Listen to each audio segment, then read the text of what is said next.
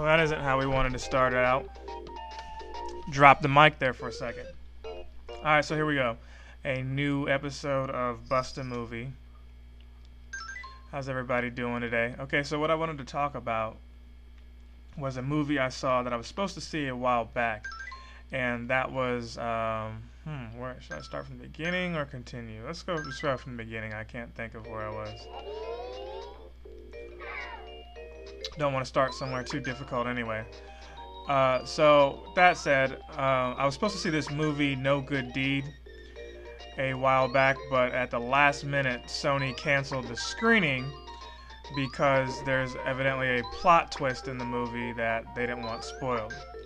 So it took me a while to see this movie. It finally showed up at like a $2 movie theater nearby, and I knew it was going to be there at the theater for long, so I took the first opportunity I could to see it. So I saw it last night, and the funny thing about this movie is it stars Idris Elba, and so, you know, the female audience was going to be present nonetheless. I mean, he's got the charm, the sex appeal, all that. And, you know, he's got the rugged action hero, you know, superhero type physique that, you know, guys are going to be looking at and say, you know, yeah, this dude could be, you know, a threatening, menacing killer. But in all the roles I've seen him in, I can't picture that. Keep in mind, most recent, as of this video recently, the Sony leaked documents claim that they would like to have him play James Bond. So he's been the good guy, you know, in almost everything I've seen him in, you know, from, I guess, The Wire, which I haven't seen all of, sadly. But from that to The Office, where he played a boss on that show, to, what else was he in? He was in that movie Obsessed with Beyonce, I think. You know, Luther, the TV show. He was Heimdall in the Thor movie. So, you know, he's one of those guys where he's got the charm where you'd be like, yeah, if you came to my house and your car broke down, I'd let you in to use the cell phone. And that was the premise of this movie. You got this guy who, spoilers, he's a convicted felon, what have you. He has abused women in the past. He's the jealous guy type.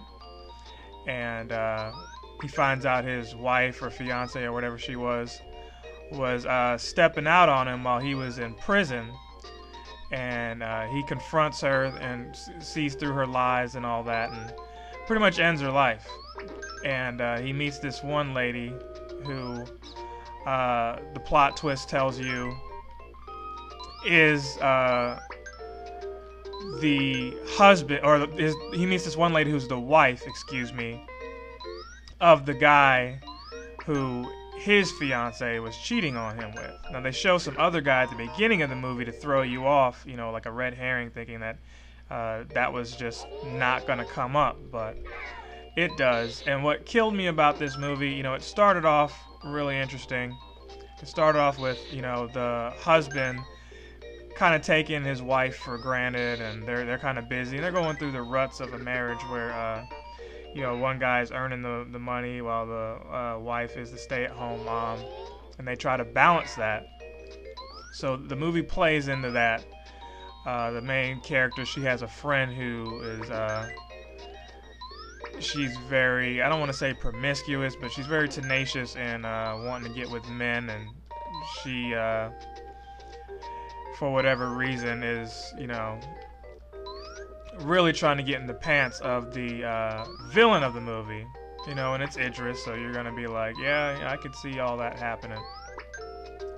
But what the movie does right, it has a soundtrack that, you know, or musical scores that hype up every scene, and when it gets quiet, you just know somebody's gonna, you know, some kind of confrontation is gonna happen, some kind of fight. So it does that really well. Idris, you know, he looks super creepy. So knowing that you would look at him as a nice guy, you know, a good dude, and all of a sudden he's this psycho, you know, the movie has that going for it. Uh, Taraji P. Henson, she did a good job. Uh, just looking, they gave subtle cues that she was fearing for her life and all that. But what it did wrong was, she's a lawyer, and she just didn't act like someone who knew the law or what to do in a situation where you're being threatened. I mean, she did one thing where she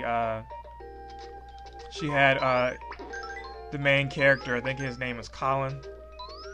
She had him wait outside while, during the storm, while she went to get a phone for him to use because he claimed he left his cell phone. So you think this is just a coincidence until, the plot twist happens that I told you about. And then you realize, oh, he crashed his car on purpose so that he could get into his victim's home. So with that said, she does all kinds of foolish stuff like leaving the door open so he can actually scope out the house. She lets him in the house. She accidentally tells him that her husband is not home, letting him know that, hey, there's no man here to protect you.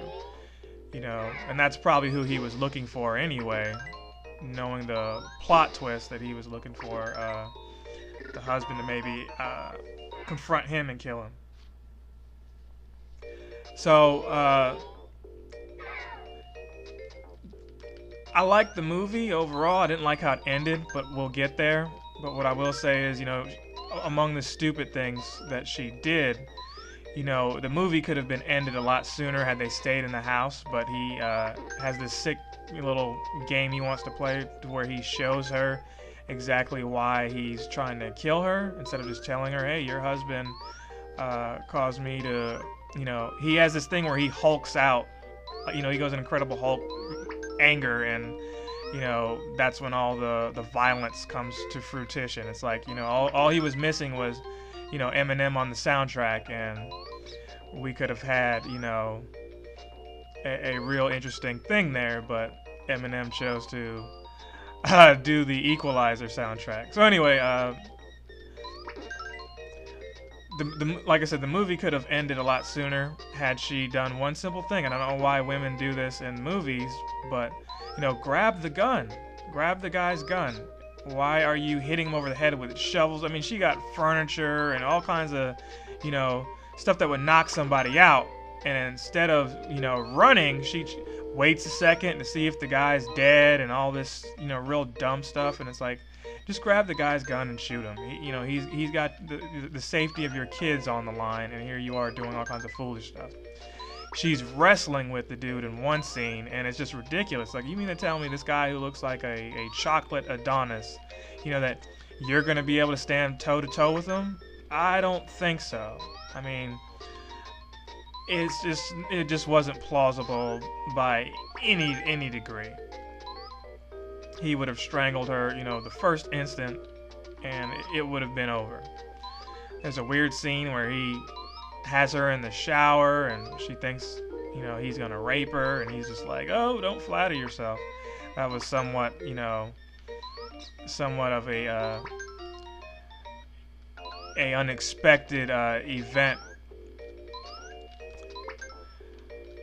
So where it really jumps the shark for me, he gets stabbed a couple times by her, and he has her, leave the, man, I might have lost this one. Yep. I think I boppled here, kids. Yep.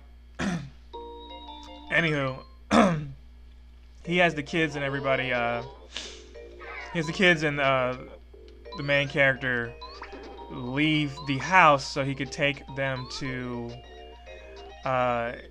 his ex-fiance's house to actually show, why he's upset and all that. And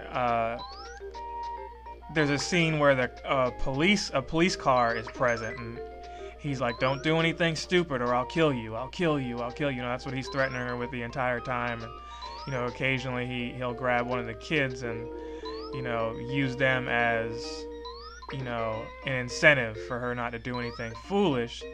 She catches him nodding off in the car and passes by a, well, I didn't mean to do that, passes by a police car and does the old blinker signal to let the cop know that there's danger. Sure enough, he comes and pulls her over. And instead of actually telling the cop what is really happening, she doesn't want to risk anything because Colin here has the window rolled down. But it's like, lady, the cop has a gun. You're out of the car. Yes, he can do something with the kid, but he's in the passenger seat. He's not going to be quick enough to drive off with the kid while the cop is there. So this cop, he loses his life. And it's just like, really? This didn't need to happen? Yeah, it keeps the movie going, but it just shows how, as a lawyer, how dumb this chick really is. And it just had me the whole time like, what are you doing? Like, so, everything else I told you kind of sums up the movie. It doesn't really end any other way other than, obviously the plot twist happens where the husband calls his side chick, which was Colin's fiance or ex-fiance, dead fiance, whatever. And she's like, Jeffrey, who her husband's name was or whatever, this is your wife, call the police. This guy's trying to kill me. And he shows up to the scene with the police, and she just punches the ever-living snot out of this guy and just moves on with her life. They have some cheesy move on song playing, and she has a picture of her friend that was killed at the house because Idris smacked her with some kind of shovel to silence her, which was kind of weird. It's like, oh, you could have got laid, but you decided to kill this chick instead. Weird. You've been in jail all that time, and someone finally wants to lay it on you, and you decide to kill him with a shovel instead. I mean, this girl was coming on to him pretty strong, but I digress. There's a picture of her friend there, and, it's like she wants to honor her friend or whatever, and she moves out of her, or evidently gets a divorce from her husband, and that's that movie. Now, would I see this movie again? Probably not. It wasn't a bad movie. I might give it a 6 out of 10. That would be my overall rating for this movie. So who should see this? I'm not into horror movies at all, so I wouldn't call this a horror movie. It was more like a thriller, action thriller. Idris did an outstanding job carrying that movie, but it could have been a shorter movie, folks. Could have been a shorter movie. So with that said, I will see you next time.